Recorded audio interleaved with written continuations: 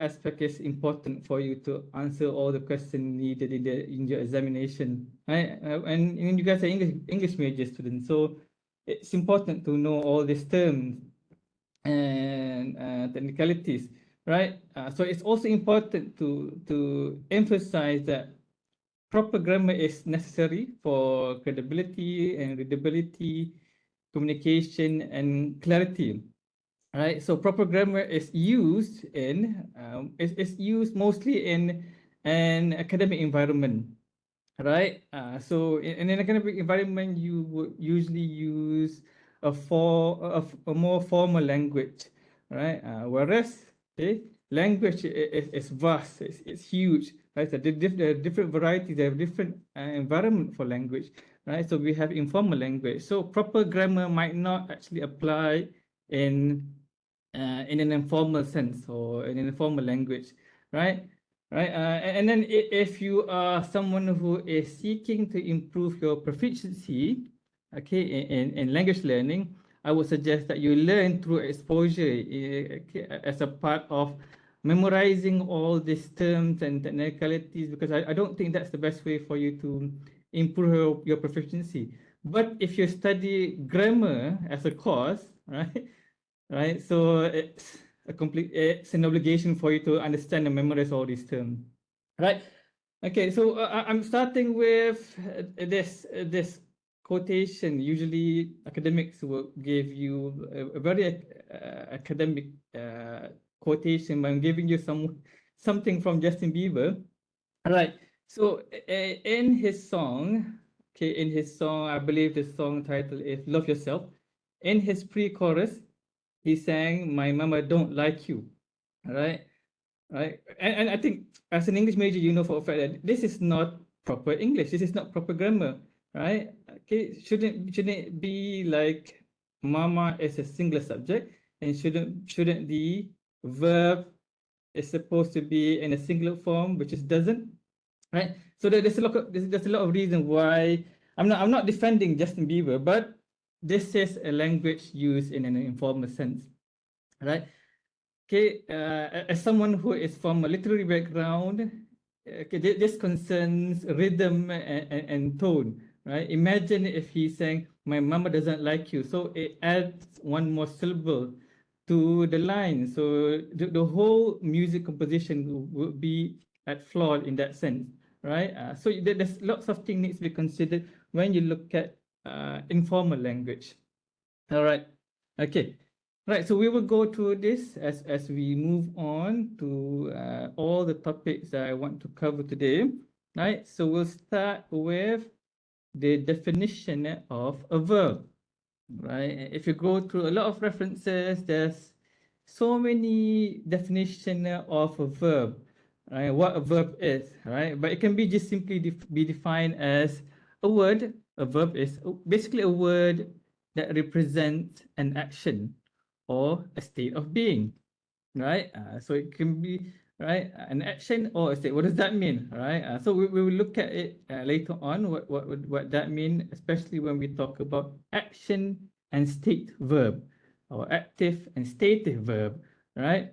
But these are the few main topics which I intend to cover for my talk today. The first being tense and aspect, okay, regular and irregular verbs, action and state, okay, main and auxiliary, which is also called lexical and helping verb, and then the last one, okay, is mood, right? Not your emotion, but the mood in grammar. All right. Okay, so let's start with tense and aspect. All right. Oh, okay. Before we begin, all right, just as a form of knowing whether my audience is actually listening to my talk, I would love for us to have some form of an interaction. If you look at your chat box, I'm going to paste a link to a quizzes, what do you call, interactive application, right? Okay, so I would like everyone to try to join that quizzes first.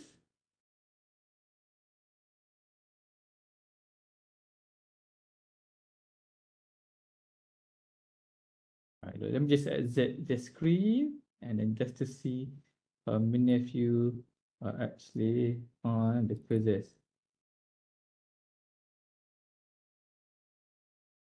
All right, so we have a few here. Okay, 6 of you. How many participants do we have? Just to make sure that. All right, good. People are coming in. Very good. All right. Because if I just talk nonstop for 2 hours, it will be a very mundane type of webinar. All right. Okay. How many participants do we have, Aslan? Now Around 55. 50 or 55 is a lot, right? So, I expected 1,000 actually. we're calling the whole Malaysia to join. Do you have like 1,000 students in UiTM? No, for the course only around what 60 students. Okay. All right. I'm very honored actually to be having this talk because I'm giving a talk to a university who is ranked above UIA, right? Right. So I expect better performance from the students from this university. Everyone knows that UIA is ranked very low in the Malaysia ranking of university, except for Islamic part. All right. Okay, so I think 30 should be okay. I think some of you might be sharing your device. Okay. All right. Okay, so just okay. Okay, people are coming in. Okay, okay. Just as a reminder, don't worry about making mistakes. Right? This quiz, if I call it quiz, this quiz is not to assess you or to give you any marks or to judge you whether you are proficient or not. It's just a way for me to interact with my audience because we are so far away. I'm here in Gambang, and you guys are over there, the opposite part of Semenanjung Malaysia, which is Melaka. Right, so don't worry about making mistakes. If you worry about making mistakes, probably you are not ready for life. Right, life is about making mistakes and learn from the mistakes. All right, 38. So we have 38 so far. Okay, so let's just begin by knowing whether you guys are interacting or not. All right, so we have the first question. Okay, this is just me interacting with you guys. Okay. Right.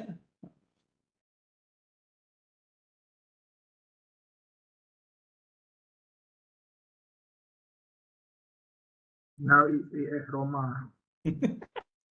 Mourinho is at Roma right now, eh?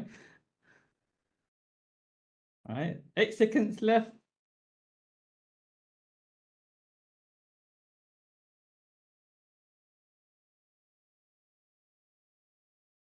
All right, okay, all right.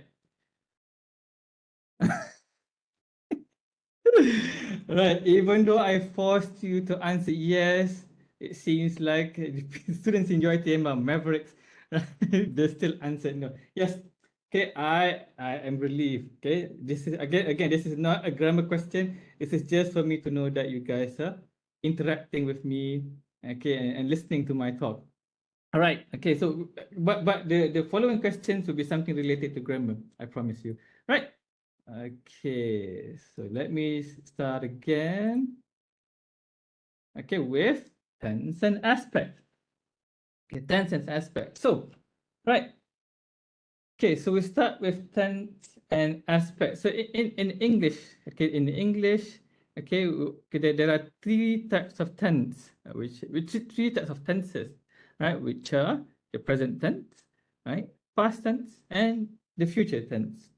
Okay, although there are different schools of thought, right? It is generally accepted that there are 3 types of tenses in the English language.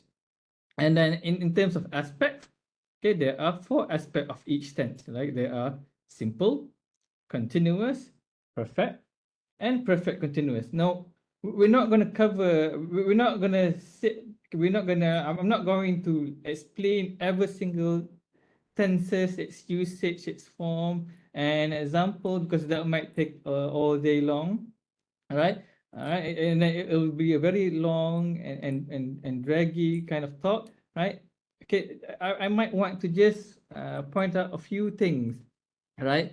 That might be important for you, but that might be imperative for you to consider when talking about tense and aspect.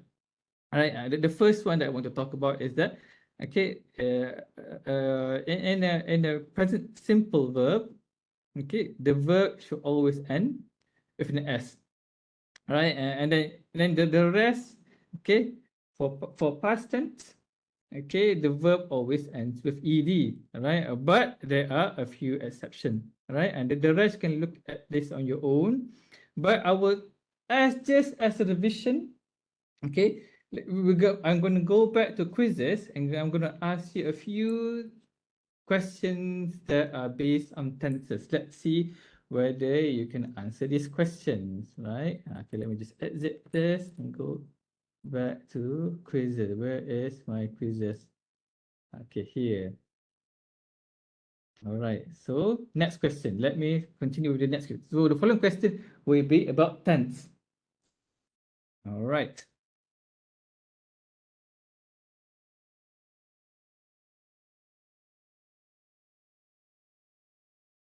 Complete the following. I walked to school.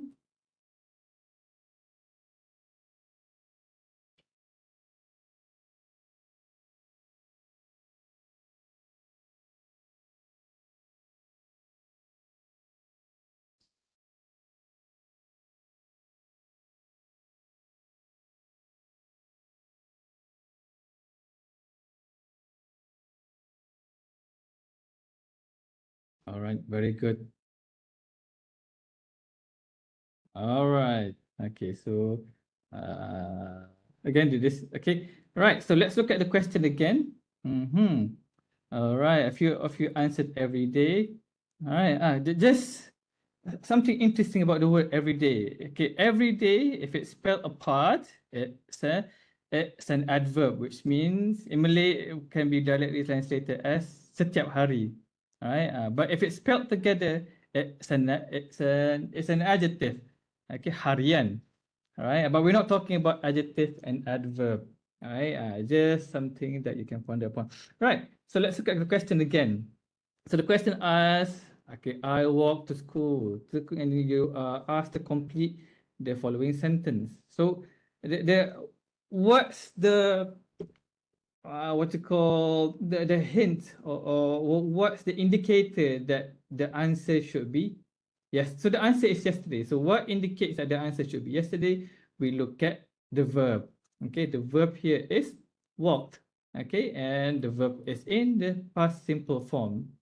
All right. You know, for past simple form, you need a past what you call adverb. Right. So the adverb for it, which is yesterday. Okay, good. All right. I think the following question, the next question is still something concerning tense. All right. I think we have 3 questions about tense. Okay. The following question. All right. Sister enjoys swimming. She what to the swimming pool every week.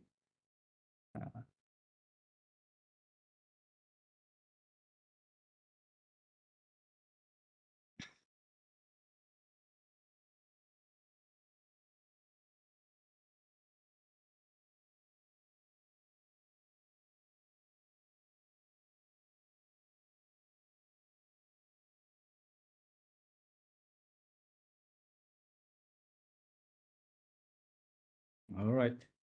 Okay. All right. It's nice to know that you guys are still interacting or still with me. Right. Okay. So many of you answered goes. So that's the correct answer. Goes. Okay. What is the indicator that suggests that the verb should be goes? Right. So the sentence goes. Her sister enjoys swimming. Right. So this is a present simple sentence. Right. And then she something every week. All right. So we have the adverb every week. So this adverb every week indicates a habit. Now you can argue that this indicates a habit. So if it's a habit, you would use present simple. So the answer is goes lah. All right. So the answer is goes. All right. And then, okay. Congratulations for those who answered correctly. Those who answered wrong, it's okay. That's okay. That's how life works. Right? If you got this wrong, you would learn it by heart, and then you would not do the same mistake anymore in the future. That's how people learn. That's how life works. Right? All right. Nazim Naim say hi. Hi, Nazim Naim. All right. So the last question for tense.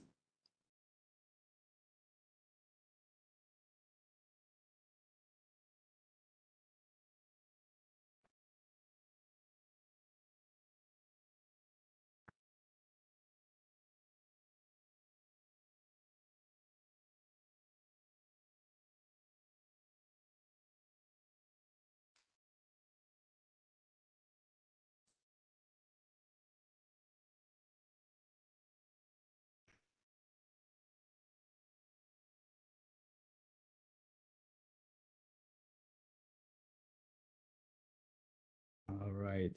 Very good. Okay. All right. Very good. You guys are still interacting. Very good. All right. Have worked. All right. Okay. If a few of you got it wrong, right? Okay. Let's see the question, the full question. The sentence goes, and then you need a verb, okay, to be placed there at IIUM since 2015. All right. So what is the indicator that we need to know in order for us to know what type of verb should be placed in this blank? All right. So the indicator is since 2015. So since 2015 suggests that it's an action that happens in the past and is still happening at the moment of speaking. It's still going on at the moment of speaking.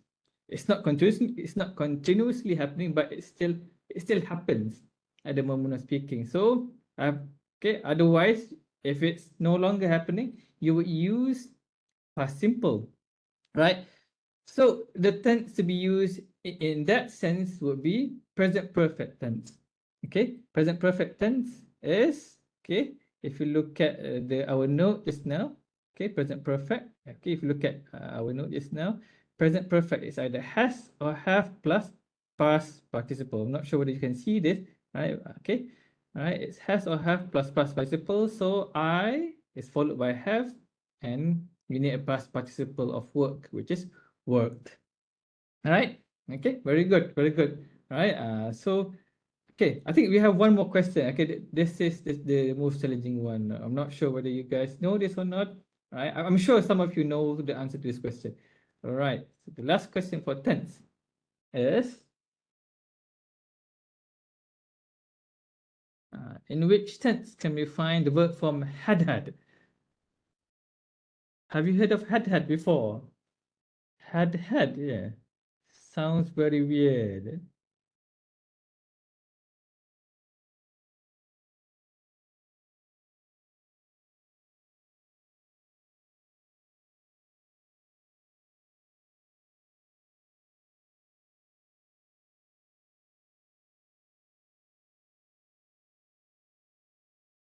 All right, so let's see how you guys answer.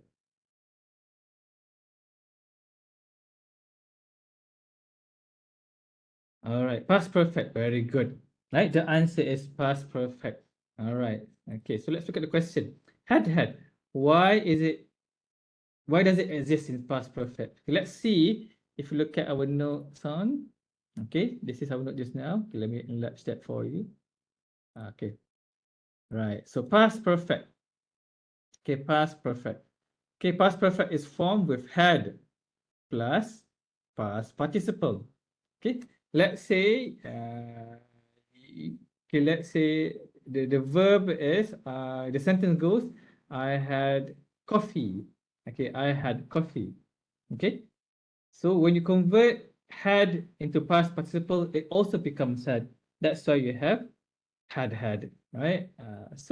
But it's something very uncommon for me to see because I don't read that. I don't come across had a lot in my readings, but it is grammatically correct. So had is grammatically correct, right? So it exists in the past perfect form of tense. All right. Okay, so from past perfect, let's go back to the presentation just now. Let's go back to the presentation just now. From tense and aspect, these are the tense and aspect in the English language. All right, so from tense and aspect, okay, let's move on to regular and irregular verb. Okay, have this in mind. Bear this in mind. Verb plus ed. Okay, because that's what we're going to discuss about in regular and irregular verb. Okay, right. Okay, this is also another type of verb. Okay, which is categorized as regular and irregular verb. What do they mean actually? What does a regular mean? What does a regular verb mean? And what does the regular mean? All right. So basically, the regular forms of verb, okay, is a verb that forms their past simple or past participle by just adding ed.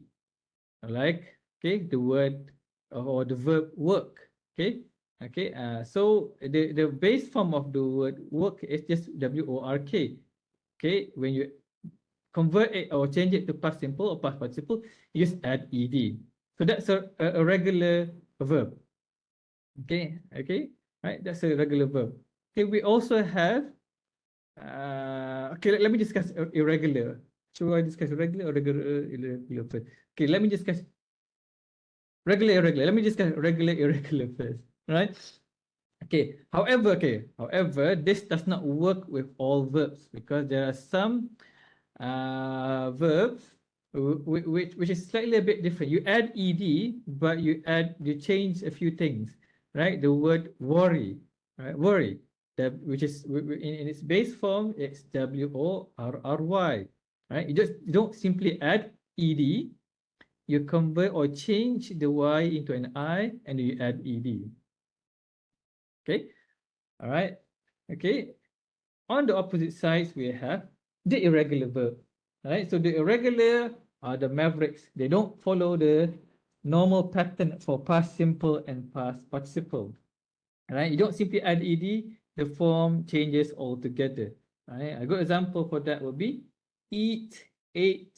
Okay, eat is in the present form, ate is in the past form, eaten is in the past participle form. All right? Okay. Right. I think in knowing whether it's regular or irregular, just like I said before, and the points to consider, this is best learned through exposure. The more you expose yourself to this type of language, the more you would know, right? I don't think it's best for you to learn it through memorization, right? Because usually people don't learn through memorization. They just memorize for a certain amount of time. But if you learn it through your heart, or by heart, you tend to remember it longer, right? So learn it through exposure. Read a lot, okay? Expose yourself to listen to a lot of podcasts in English or watch English documentaries and expose yourself to a lot of English. Then you would know more, right?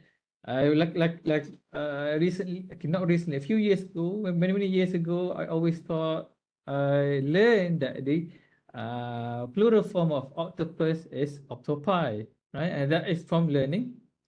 That is from watching a documentary, okay, about sea creatures. Okay, oh, I didn't realize that the plural form of octopus is octopi, right? So that is just an example of learning through exposure, right? So regular and irregular verbs, regular and irregular verbs, right? Okay, let's move on to the third topic of discussion, which is action and state verb. Action and state verb. Okay.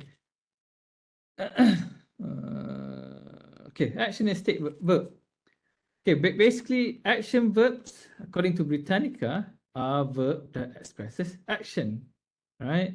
It usually involves octopi. Octopi, Nazir, it's spelled without an E.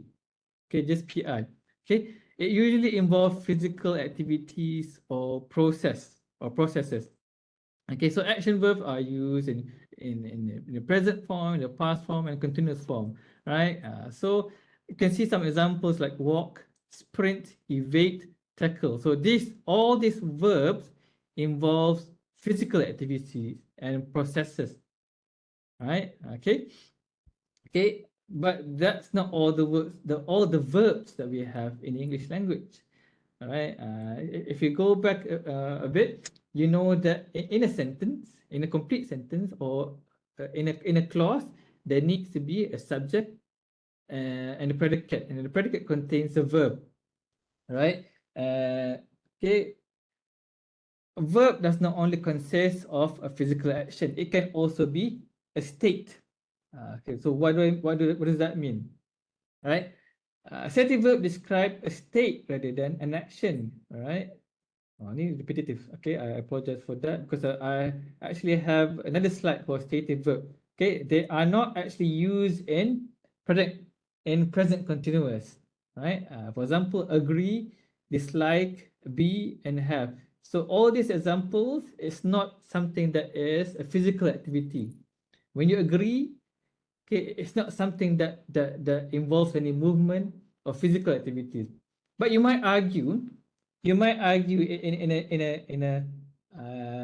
neuroscience perspective. Okay, neuroscience perspective. When you agree, it's a cognitive action. When it's cognitive, something happens in your brain, right? And that is somatic, that is physical, right? We don't go that far lah. Okay, we don't go that far in explaining languages. All right. Expose yourself and see how language actually works and how it's actually expressed. Right. Okay, action verbs. Just like what I said before, it's verbs that express action, used in present, past, and continuous form, usually involve physical activities or processes. It involves movement. Like, for example, he is sprinting towards the finish line. It's sprinting. Okay, it involves, okay, it's something that we can see, it's physical, it's somatic, okay, and it's part of the continuous form. Okay, this is action verb. All right. Okay, stative verb or state verb. Okay, it describes a state rather than an action. All right. Okay, what does it mean by state? A state can be a state. It can be a thought, opinion, feeling, or emotion. It can be a sense verb or possession verb. Right. For example, if I were to rip open my shirt, and you can see a big S on my chest, the letter S on my chest. Then I declare myself, I am Superman. Okay, so everyone knows that the verb in the sentence, just like I said before, in a complete sentence, you need a subject, you need a verb. Okay, all right. So we have the subject I and then the verb am. Okay, so the verb am is not actually movement, it's just a state, the state of me being in this sense Superman, right? So I hope you understand that example. All right, and then for stative verb, it is for stative verb, they're not actually used in the present continuous form, right?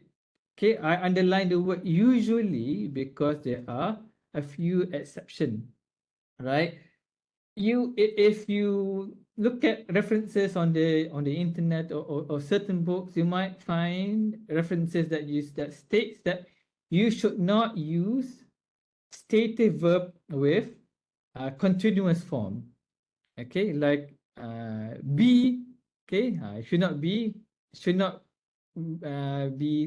being. Okay, tak boleh jadi being. Or have just now. Remember the example? Have just now. Apa ni? It cannot be having. Okay. All right. But I just want to ask you this. All right. I think everyone knows this. I think everyone in Malaysia should have come across this. Okay, if you have not, probably ask your friend to take you to this place, right, and try to experience it. Okay, and build a bit of fat in your tummy. All right, but you can. Okay, the point is, okay, you've seen this phrase before. I'm loving it. Okay, loving. Okay, loving here is. Okay, before I explain what it is, let me just ask you first lah. Okay, let's go back to quizzes just now. Let's go back to quizzes just now. Okay, let me ask you just, let me see what your answer is to this question.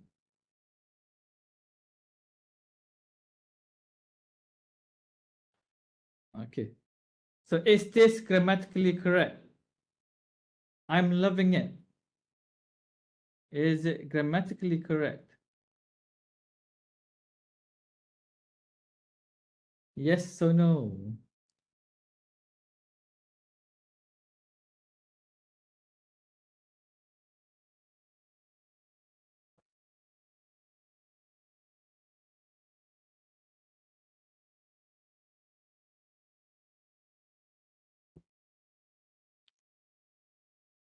Okay, just when you said no, it's not grammatically correct. Okay. Right. Okay. So you are divided. Okay. Quite closely, actually. Right. Some of you said yes. Okay. Most of you said no. Okay. Is this grammatically correct? Okay. Technically, because the question is asked, is this grammatically correct? Technically, the answer is no. Okay. This is not grammatically correct. Okay. However, there are a lot of things that need to be considered here. Okay. Right. Just like I said before, let me go back. They are not usually used in present continuous form. However, there are a few exceptions.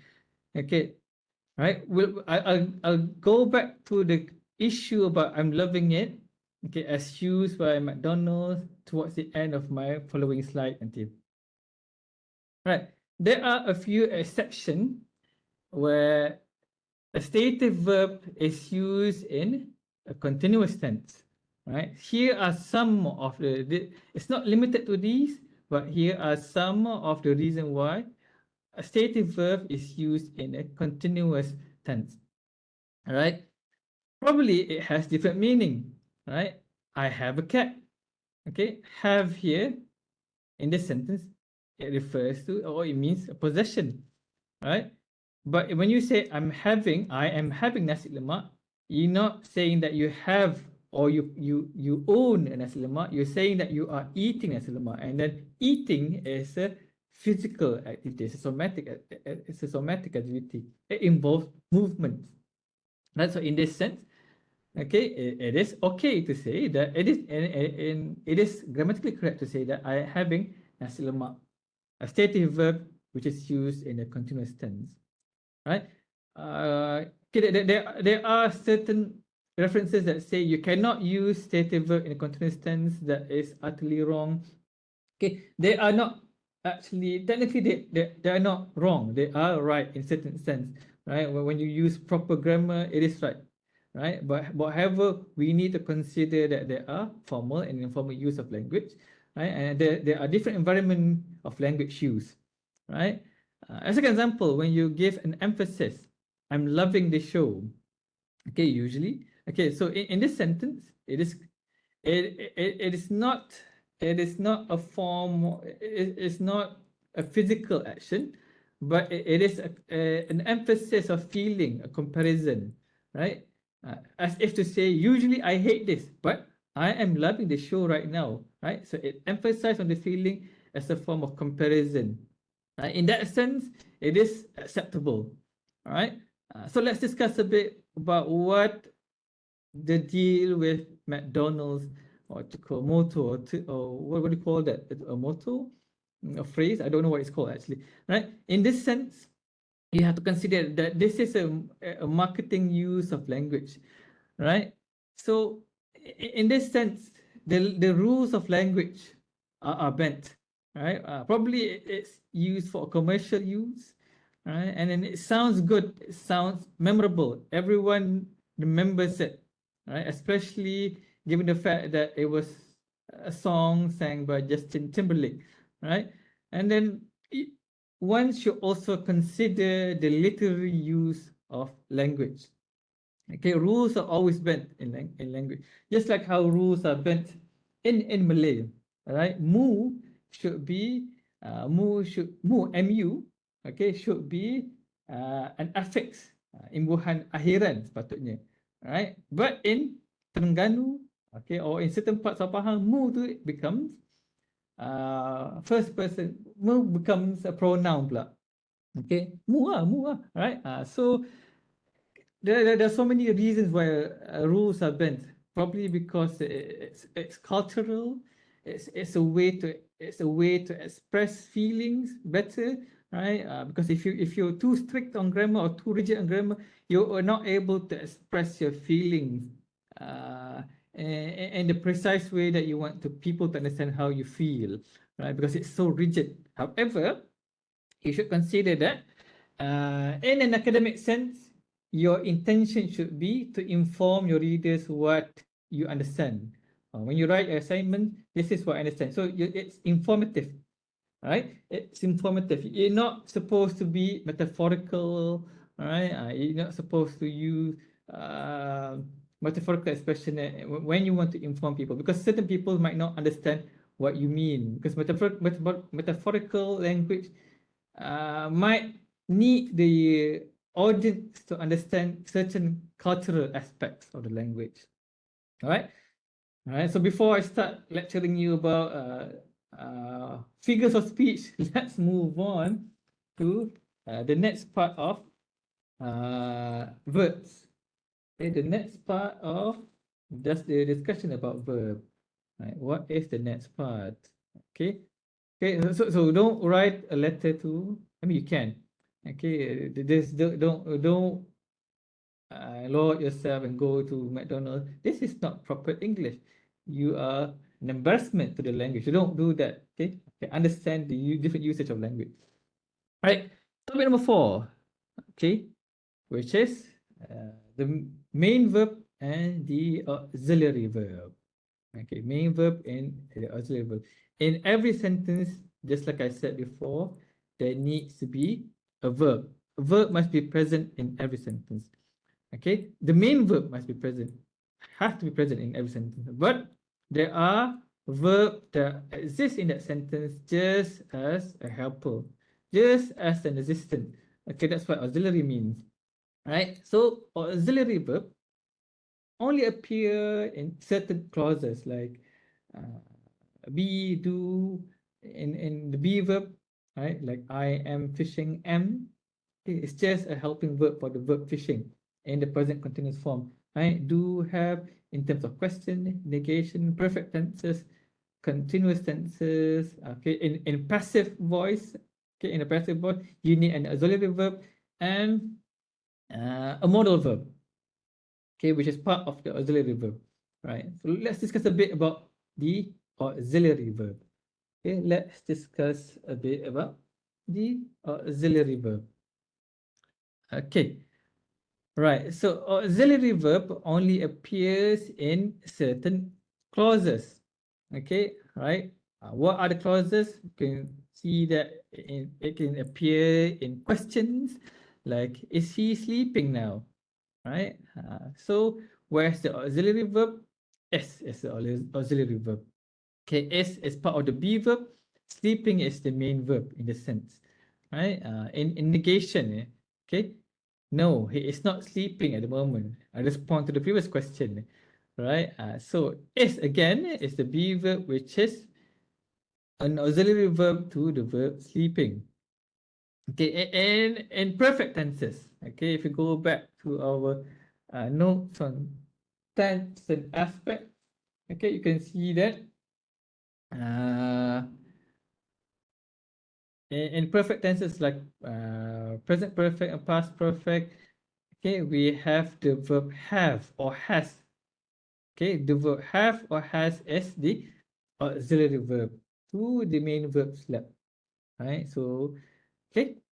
Okay, so he has slept for 8 hours. So has, if you were to transcribe it, it will be part of the auxiliary verb. You can also find it in continuous tenses. He was sleeping when the accident happened. Okay, so this is an example of a past continuous verb. Okay, a past continuous verb, right? Was a word with verb in ing. So was is the auxiliary verb for the verb sleeping. Okay, and lastly, okay, in a passive verb, right? He was eaten by a shark yesterday. So if it's active, a shark ate him yesterday. A shark ate him yesterday. So when you change it to passive, okay, another verb is added, okay, to the main verb eaten, okay, to change it to become a passive voice, right? So this verb that was added is called an auxiliary verb, okay, right? So you have to understand that there is a main verb and there's also an auxiliary verb, right? So our next slide is something about the modal verb, which is part of, if you look at the previous slide, modal verb is part of the helping verb. All right, so let's discuss a bit about the modal verb. Okay, modal verb is part of the auxiliary verb. Okay, modal express modality. Right? What are these modalities? Modalities express desires, abilities, obligation, possibility. All right. Like if it's a desire, okay, if you look at the sentence, where would you like to eat lunch? Right. So would is an auxiliary verb. Okay, or to be exact, it's part of the modal verb. Okay, so this is the helping verb. This is the main verb. Like is the main verb. Okay, it expresses modality of desire. Right? In terms of ability, usually you would use can. Okay, can. All right. Okay, I can speak English fluently. Okay, okay, it expresses ability. Can speak. All right. So the main verb is speak. Can is the auxiliary verb. It's a helping verb to show ability. Obligation, right? I must report to my supervisor immediately, right? So this word is added to stress that this is a form of obligation, right? To the main verb report, right? So it's helping the verb. That's what it means, right?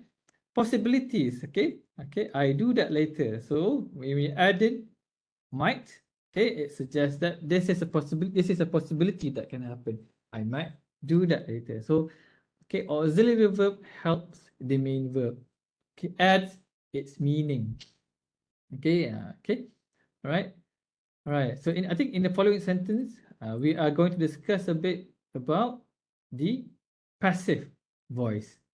Which is part of, I put this under, it's supposed to be a different topic altogether, but I put this under auxiliary verb because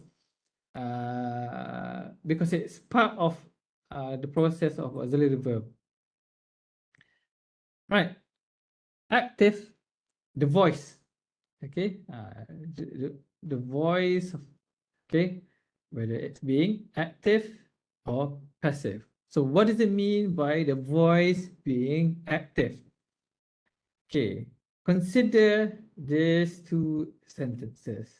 Okay, look at these two. I know that most of you might not like this sentence, but this is just a form of example. This is just an example. All right. All right. Something that just popped up in my mind as I was preparing my slide. Right. So in an active voice situation, the subject is doing the action. Okay, or the subject or the subject of the sentence acts, right? So if you look at the sentence, Drogba, okay, is a person. If you don't know who that person is, scored the winning goal for Chelsea Football Club. Okay, so Drogba, the person, is doing the action, right? So okay, right. So that's what it means by an active voice. So this is active voice, right? So what does it mean by passive? On the other hand, passive is when the subject is receiving the action. Okay, this might not be a good definition to passive, but this is something that can be easily understood. The subject is acted upon, right? So the winning goal for Chelsea was scored by Drogba. Okay, right? Okay, you can see that the placement of the subject is no longer at the beginning. It's placed on the opposite side of the sentence, right? Okay. Here it's called a subject when it's placed here. right? I think in grammatical term, correct me if I'm wrong, it's no longer considered a subject. It is seen as an agent, right? So, but our discussion today, but our discussion concerning this is auxiliary verb, right? If you look at the sentence, okay, this is the active voice sentence does not contain, it's just a verb on its own, but here we have was added, okay. The verb was is added in the sentence, right? The be verb was acted as an auxiliary verb to the main verb scored. All right. So when do you actually use this passive voice ni sebenarnya? Okay, let's see the usage. When do you actually use active and passive ni? Right.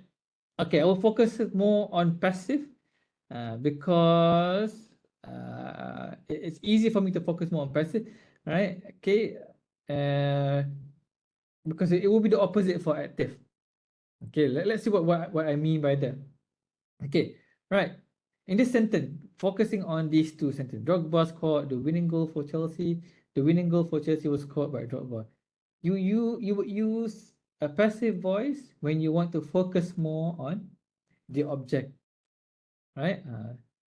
In this sentence, okay, the winning goal, which is the object of sentence, is in the beginning of the sentence. Usually, when you begin something, right, you want to emphasize that thing first, right? Okay, in an active voice, when you start with Drogba, you want to emphasize or you want to put focus on Drogba, right? I've been told by certain of my friends who does psychology that it's a normal test for children. Okay, ask them to list down your family members. Okay, so usually, okay, these people when they list down the family members, they would list down the name of their favorite family members first, right? So if they write down the name of the father first, then there's a high possibility that the father is his favorite family member, right? But if the name is placed last in that same sentence, you are probably the least privileged. Okay, it's not a concrete idea, but it's a possibility, right? Focuses, okay, the focus given, right? Another reason why you will use a passive voice is when the subject is unknown. Okay, say for example, you wanted to write about technology, okay, and you wanted to say that the TV, the, the TV was invented in the 60s, but you have no idea who actually invented the TV, right?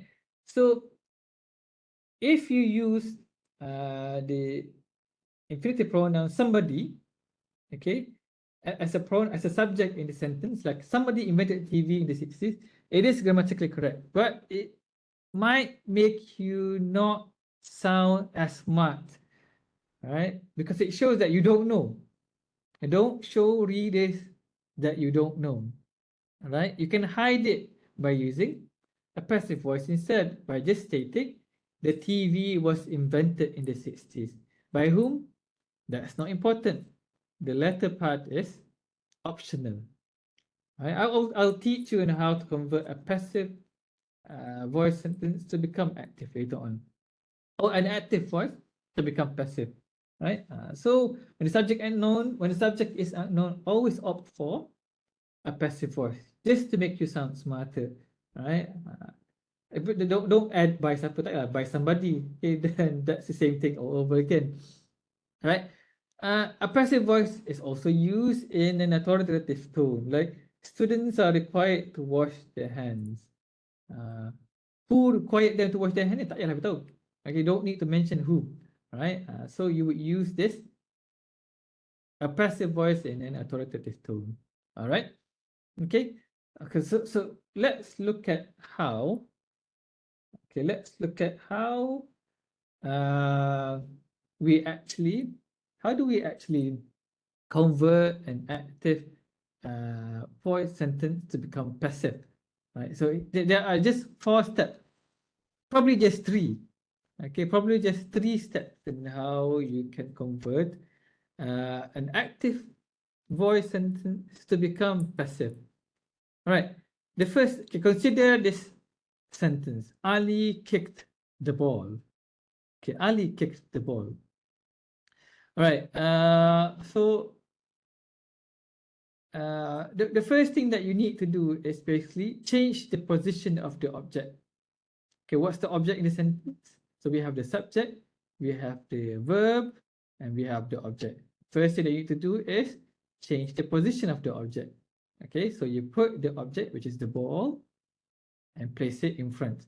And then you have the ball, right? Okay, the second thing to do is, okay, insert the be verb of the tense. Okay, what does that mean? Okay, you have to know, this is where your knowledge about the tenses might come, okay, is important. You have to know what kind of tense is this. Kicked the ball. Okay, is it present simple? Is it past simple? Or is it any continuous, or is it perfect tenses? Right? In this example, kicked is just a past simple form. Okay, kicked is just a past simple form. Right? So you have to include the be verb of the tense. Okay, so under the be verb you have am, is, are, was, were. Okay, and then you also have to be, right? Okay, so since the ball is singular, okay, and then it's past tense, okay, the past of be is either was or were. So since the ball is singular, you follow it with a singular verb, which is also was, which is was. Okay, so the sentence becomes the ball was. All right, the third step is to change the verb to become past participle. All right, okay, so we have the verb kicked. Okay, so this is where your knowledge about regular and irregular verbs might come in handy. So you know for a fact that regular verbs, when you change it to past participle, the form is still the same. Kick become kicked. Okay, right? But if the verb is eat or ate, Ali ate the pizza, for example. Okay, so you need to change ate to become eaten, right? So Ali, okay, oh not Ali lah. The pizza was eaten lah. It becomes the pizza was eaten. But in this sense, it's just kicked, right? So the sentence becomes the ball was kicked. All right. Right, step number 4 is totally optional. Just like how our previous sentence does not contain this, okay? The fourth action is for you to include by and then the subject, which is no longer a subject. I think it's called an agent now. Correct me if I'm wrong. Yeah, Lena? I think it's called an agent. All right. Okay, so the sentence now becomes. Yes, Len. You have something to say? Betul ke salah tu? Ada silap-silap. All right. All right. Okay, the ball was kicked by Ali. Or you can just end the sentence with the ball was kicked. Okay, it's a complete sentence. All right. All right. Okay, so say here quiz 3 and 4. So that means that we're going back to quizzes. Okay, let's go back to quizzes. Let me just exit this and then start with the following question. I hope that you guys are still here with me. Next question. What is the next question? Question is asked. Change the following sentence into passive. I did it. It is done. It was done. It was done by me. It did it. I did it.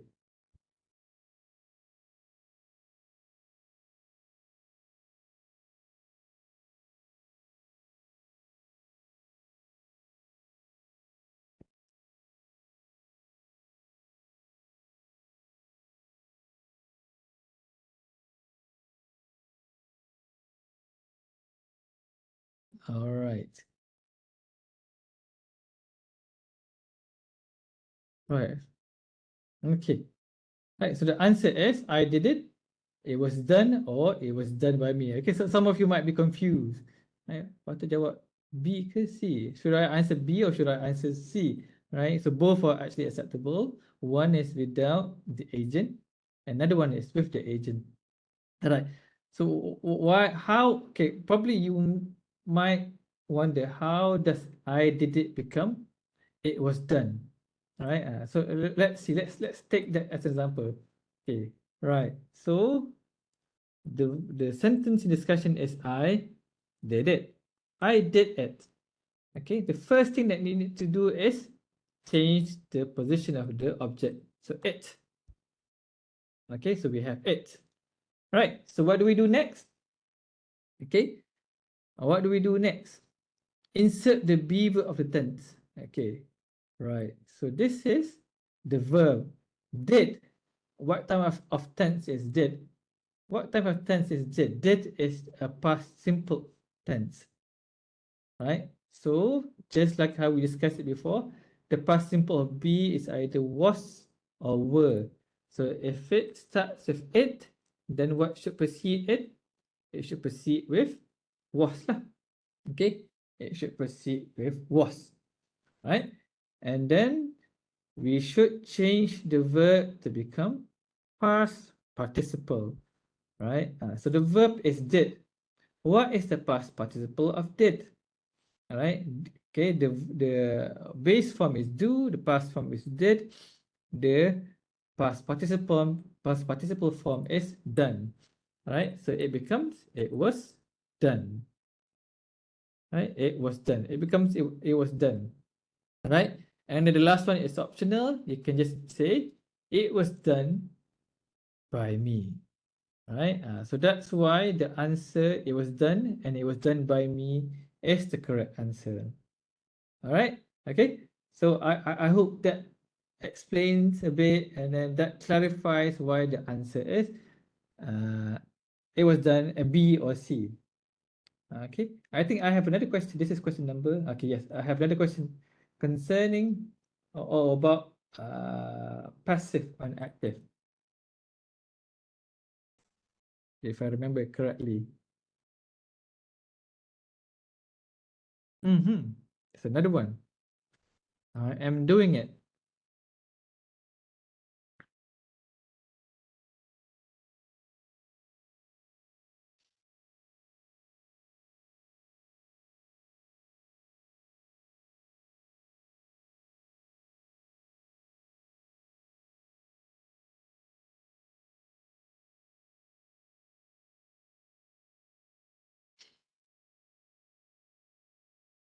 All right, great.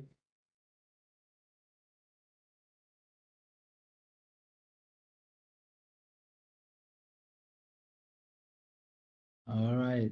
Okay, so most of you got it correct. It is being done. So how is the okay? Why is the answer it is being done? So let's go back to our discussion just now.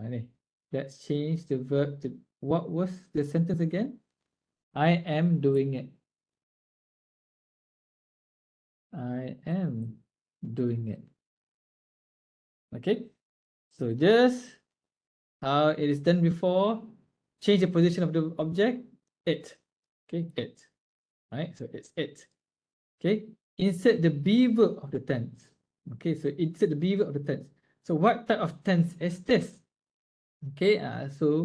Okay, that's why I said you have to have a good control of tenses. Okay. If you don't have a good control of tenses, okay, expose yourself, okay, of these type of tenses more in your life, right? So am doing is present continuous. Okay, am doing is present continuous. So the be verb should be in present continuous.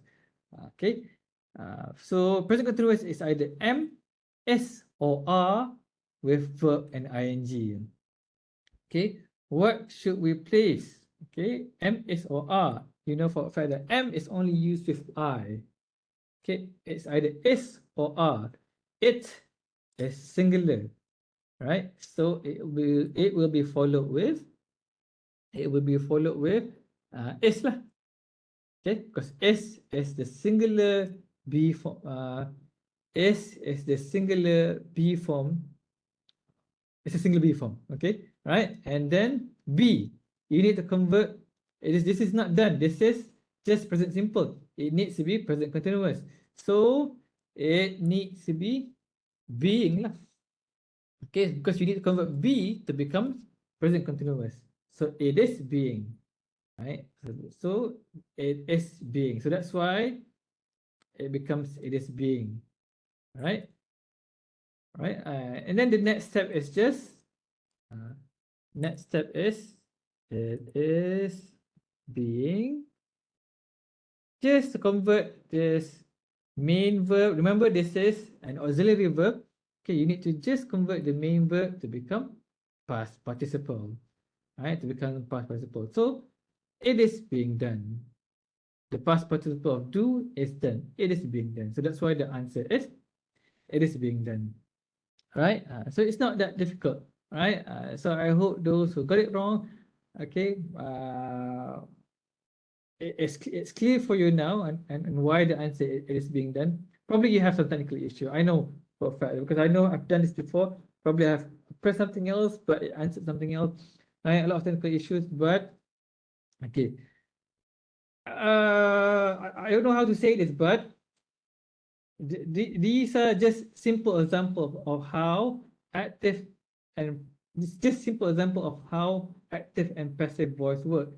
In a real world situation, you have to construct much more complex types of structure, which can be simple, which can be compound, which can also be complex, right?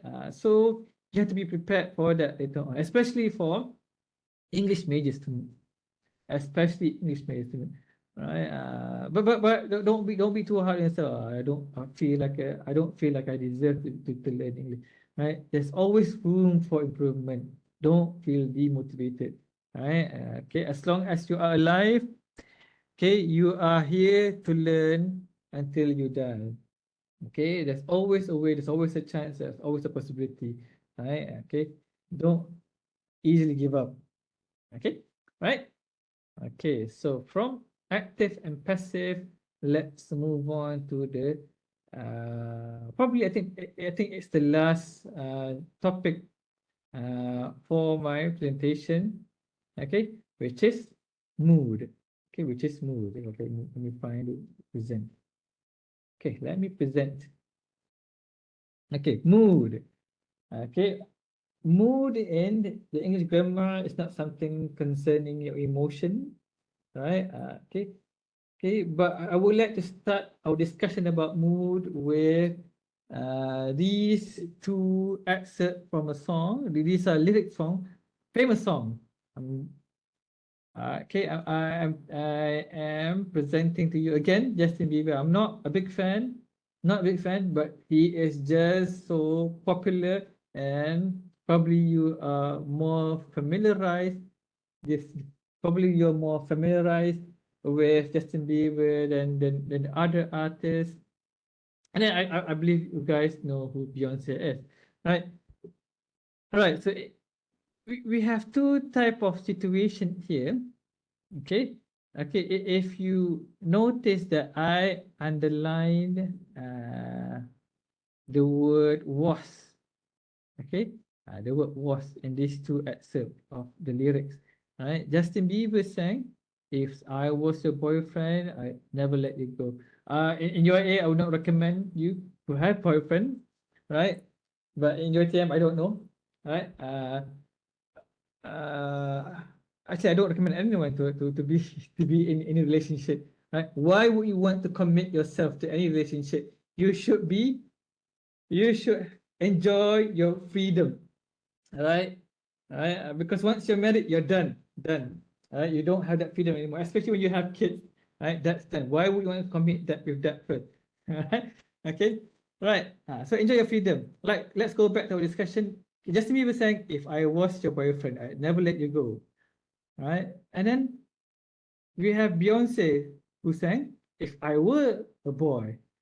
If I were a boy, I think I could understand. Now, why we have these two disparities? Why are they so different? Okay, let me just this is the final question on quizzes. Let me just ask you this, just to get your thought on this. Which do you think is correct? Okay, let me start the quiz question.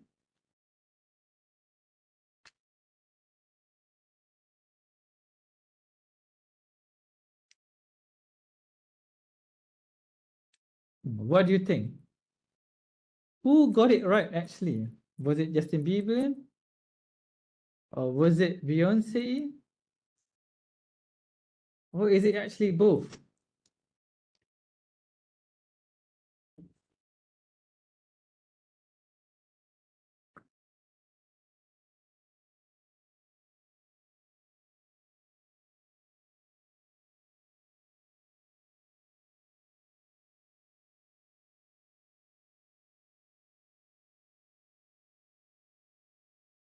No, don't worry too much about this score. Okay, right.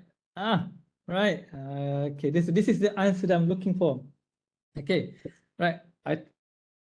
Okay, in actual sense, okay, the answer for this question is, okay, I didn't ask who got or who has the correct grammar, whether it be Justin Bieber or Beyonce. I just asked who got it right. Okay, so in the actual sense, in a real world situation, everyone got it right. Okay, and I'm opening a can of worms here, full can of worms here, because there's so much to discuss about this. Which one is actually correct, Nick? Which one is actually correct, right? You have to understand that, okay, if in Islamic studies we have different school of thoughts, we have different mazhab, okay, ada Shafi'i, ada Wahhabi, and so on and so forth, right? Grammar, or in any discipline pun, we have different school of thoughts, okay, right? And depending on which school of thought you're from, okay, every answer is correct. But I'm not saying that it is grammatically correct, because that is debatable, right? But I'm just putting this as a point of discussion, right? You might want to read more on this later on, right? But let me explain a few things about mood, right? And I will get to the answer to this question nanti at the final part of our discussion, right? If I'm not able to answer this question, I'm going to ask Azlan because he's much more an expert in this. Right. Okay, so let's continue our presentation tadi. Okay. All right. Okay, so there are basically 3 different moods in the English language, right? Just like I said before, okay, just like I said before, there are different school of thought, different mazhab. Okay, I think generally people see that there are 3 different moods: indicative, imperative, and subjunctive. But there's a different school of thought that sees that that there's actually 4: indicative, interrogative, right? But the school of thought that we're following, that we agree upon, is to put, I don't know whether Azlan agree with this, but we put indicative, we put interrogative under indicative. All right. So what is a mood? Mood is the form a verb takes to show how it is regarded. How is it regarded? Okay. Let's see in the indicative form. Okay. The indicative mood makes statements or ask questions, right? So the other school of thought would differentiate or would have a different category of mood, which is interrogative. But this school of thought puts it under indicative, right? Making statement and asking question, right? Okay, so in this sentence, okay, let's look at the sentence. My little brother is bugging me. So this is just a statement. Okay, this is just a statement. So where's the verb in the sentence? The verb in the sentence is S. Okay, so S is used in an indicative manner, or in an indicative mood, not manner, indicative mood, right? Okay, if you look at the second sentence, is that tuna sandwich safe to eat? Right, is that tuna sandwich safe to eat? So it's a form of a question. So the verb is used in an indicative mood to ask question. So we're looking at the verb here. We are focusing on the verb. Right, so that is the indicative verb. Right, the second mood is the imperative mood. All right, an imperative mood is an imperative statement that makes a request or give commands. All right. So if you learn Arabic, I think it's called fi'al amr lah, fi'al amr. Okay. Imperative mood. Okay. Okay. Look at the example. Don't bug your brother. Please put that tuna sandwich in the trash. Right. If you remember, I told you earlier that every sentence requires a subject and a predicate. But where is the subject in the sentence? Right. So if the mood is imperative, then the subject of an imperative sentence is often an understood you that does not actually appear in the sentence. Right. So if you want to argue, where is the subject in the sentence? Because you know that a sentence requires a subject and a predicate. Right. So this is an imperative mood. So the rules is adjusted a bit because of the mood, right? Because it's a form of either a request or a command. All right. Right.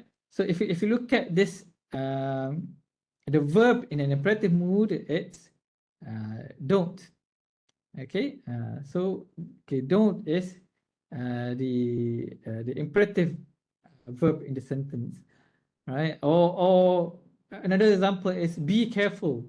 Right. So for be verb, okay, for be verb, the verb should always be in its simplest form, in its base form. Be careful.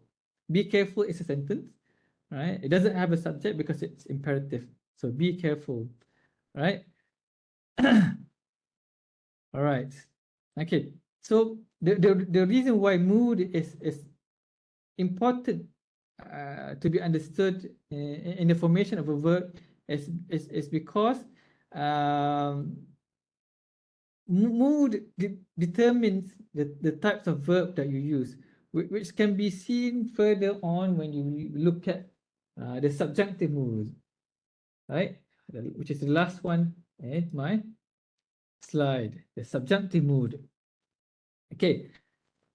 Okay, what is a subjunctive mood? A subjunctive mood is in terms of its verb, a verb in the subjunctive mood deals with hypothetical situation. So it's not a real situation, it's a hypothetical situation. Or an ideas which are contrary to the fact. Okay, right? So consider the last sentence. Don't look at this first sentence. Look. Okay, if I were Superman, I would beat Thanos in a heartbeat. Okay, this is just a sentence, right? But if you notice, okay, if you notice that, okay, the verb that was used in the sentence is were. Okay, and okay, before that, consider the mood first. This is not a real situation. This is not a fact. This is just a hypothetical. You might also consider this as a conditional situation. If it's not something which is real, it's just a hypothetical situation, which is an idea that are contrary to the fact. I am not Superman, which is contrary to the fact. Okay, all right, and then you notice that the verb which is used is were. Okay, I think in most grammar book, they would say, or they would state that if it's a subjunctive mood, okay, for I you would use were. Okay, you would use were, so it becomes if I were, right? Because it's something which is contrary to the fact, which means that, okay, grammatically, okay, Beyonce, where is it again, was actually grammatically correct. If I were a boy, I think I could understand. Okay, in proper grammar, you can argue that in proper grammar, Beyonce, the discussion is not done. In proper grammar, you can say that Beyonce is the one that is grammatically correct. If I were a boy, because obviously she is not a boy. But you can argue in today's woke situation, right? Okay, Okay, a man can become a woman, but don't put that into discussion. Beyonce is definitely Beyonce is definitely a female, so she's not a boy. She's an opposite to a boy. All right. So in that sense, she would use were. Okay. Right. In that sense, also, the mood is the one that determines. Where is it again? The mood is the one that determines the verb, not the subject. If you put it in that sense, the mood is the one that determines. Usually, the verb is dependent on the subject. Usually, the verb is dependent on the subject. Right? If the subject is I patutnya was lah. But in this case, okay, the mood determine the verb, right? It becomes were. Discussion is not done. Okay. Discussion about, we haven't discussed the deal with Justin Bieber's lyrics. All right. So if I was Superman, I would be Thanos in a heartbeat. So were. All right. Now, apart from this type of situation, okay, this type of environment, or this type of sentence, we have another type of sentence that uses that. Okay. Okay. You look sleepy. Okay. Where is my, okay? That, when you use that, it suggests probabilities, possibilities, and command. Let's look at the sentence. You look sleepy. I suggest that you be asleep before 9 p.m. Right. So this is an example of a subjunctive mood. You look sleepy. I suggest that you be asleep before 9 p.m. You know for a fact that in a normal sentence, after you should be are, right? But because this is a subjunctive mood, the subjunctive mood determines the verb. It becomes be, right? So only in this manner. So that's why understanding the mood is important, right? That's why understanding the mood is important, right? Now, some of you might be more confused after listening to this talk about mood, right? Becoming confused in this sense is a good thing, because now you can ask Mr. Azlan more questions in class later on, right? Okay, but this is how the subjunctive mood works, right? Okay, remember the points that I asked you to consider just now. There are different school of thought, right? You can't be too rigid on certain things, right? Right? Oh, I forgot to talk about tadi tu. Okay, if I was your boyfriend, kenapa pula? What about this one? If I was your boyfriend, I'd never let you go. Is this grammatically correct? Okay, is this one grammatically correct? Right? There's a few answers to this question. One, first of all, why would you want to consider this grammatically correct or not? This is a song. A song is not used in a formal sense. Okay, if it's used in a formal sense, you might consider all those grammatical rules that you've learned in books, in grammar books.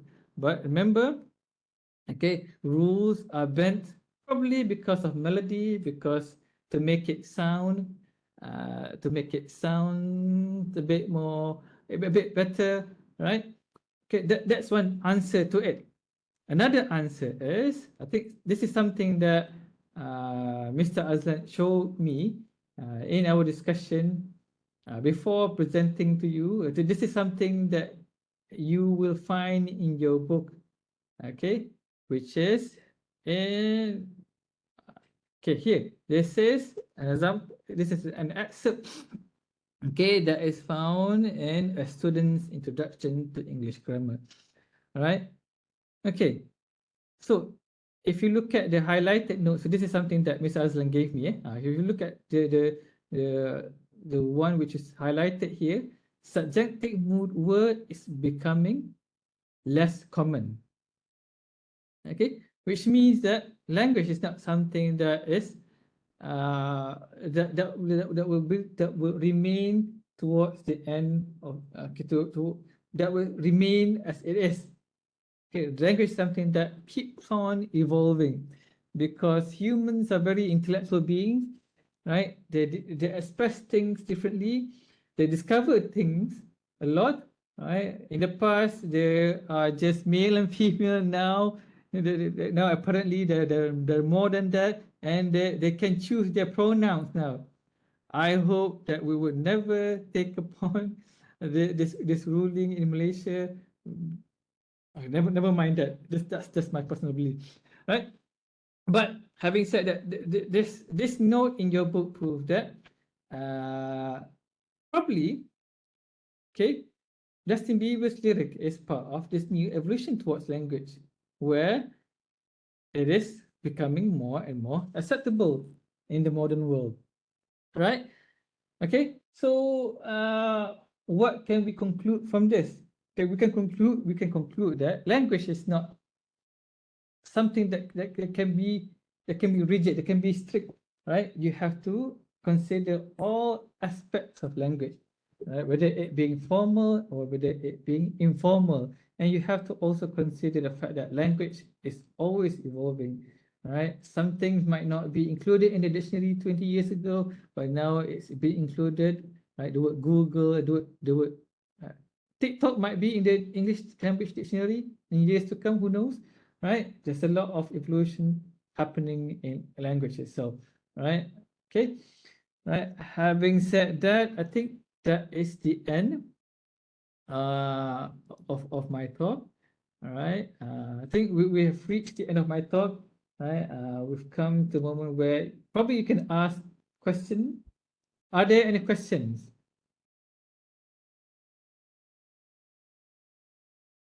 All right, let me just look at the chat box. Any questions, students? Any questions from the students? I see lots of students have left the room already. Oh, yeah, good.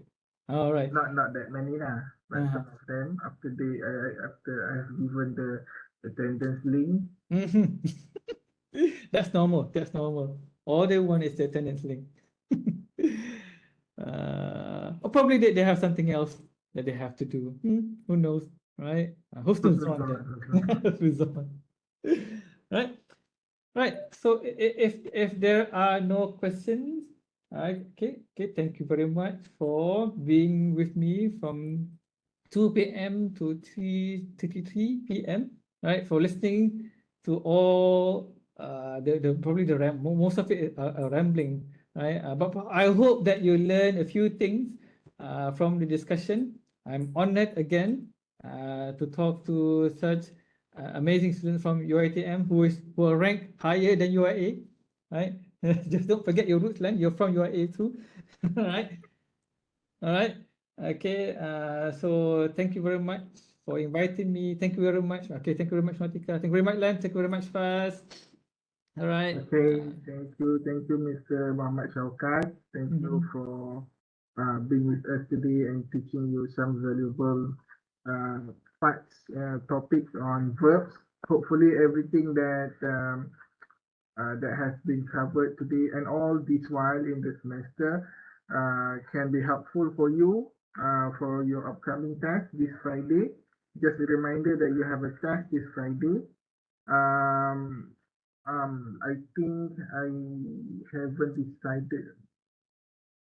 I will ask Madam Atika later what time is the test actually. Yeah, but don't forget about that and don't go back home yet. Yeah, and don't forget to fill in your attendance as well. Yeah, that's your attendance. Link there in the chat box. Yeah, please make sure you fill in your attendance and from the attendance there, I will give you an e-certificate. Yeah, in case you need it for anything that you might need for your KPI, as if you have KPI. Okay, I guess that will be all. Yeah, thank you very much. If you don't have any more questions, thank you very much. All the best for your test this Friday. All the best. Okay. Thank you, Mr. Muhammad Syaukat. I hope to see you again. Inshallah. All right, inshallah. Inshallah. I still remember your roots from UIA. All right. Thank you very much. Okay. Assalamualaikum. Salam.